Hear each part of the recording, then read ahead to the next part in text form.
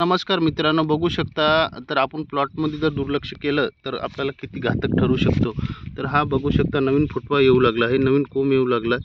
तर या अळीने आपल्याला पूर्णतः नष्टनाबूत करण्याच्या मार्गावर लागलेला आहे आणि अळी खाऊन तिथेच घाण करते आणि तिथेच पिल्लावळं जन्माला देते. तर याच्यापासून सावध राहण्यासाठी आपल्याला काय करावं हे मी तुम्हाला सांगणार आहे. तर हे जे आहे प्लॉट, हे 50 दिवसाचा प्लॉट आहे आणि या 50 दिवसाच्या प्लॉटमध्ये अशा प्रकारे हे अळीचा प्रादुर्भाव झालेला आहे. तर ह्याच्यासाठी आपल्याला इमॅमॅक्टिन वगैरे मारू शकता, जसं की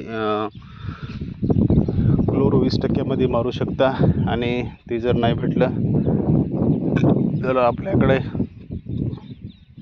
अनेक प्रकारचे औषधे आहेत, ते तुमच्या पसंतीने मारू शकता. प्लॉटच्या साईजानुसार आपण हे मारू शकता, किंवा आपल्याकडे क्युनाल फास वगैरे असेल तर तेही मारू शकता.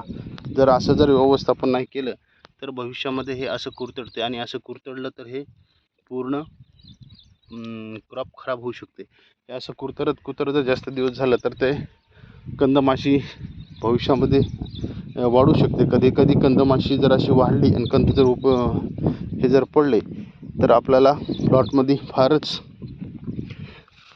आर्थिक हानी होऊ शकते. तर आर्थिक हानी झाली तर आपलं फार नुकसान होऊ शकते. बघू शकता हे तण कसे अपटेक करतात आपण टाकलेले न्यूट्रिशन, त्याच्यामुळे आपल्याला फार घातक होऊ शकते.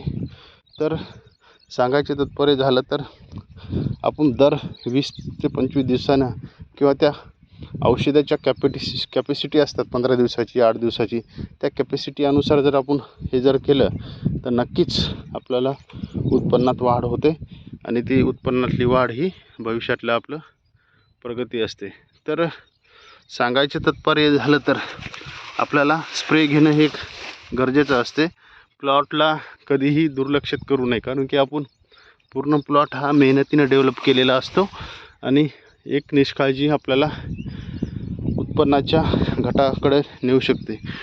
तर सांगायचे तात्पर्य तर कीटकनाशक हे मारणं गरजेचं आहे. असे कीटकनाशकासोबत वॉटर सोल्युबल मायक्रोन्यूटन हे योग्य वेळी योग्य मार्गदर्शकाखाली आपल्याला देणं गरजेचं असते. तर ते जर नाही झालं तर आपल्या उत्पन्नात घट होऊ शकते.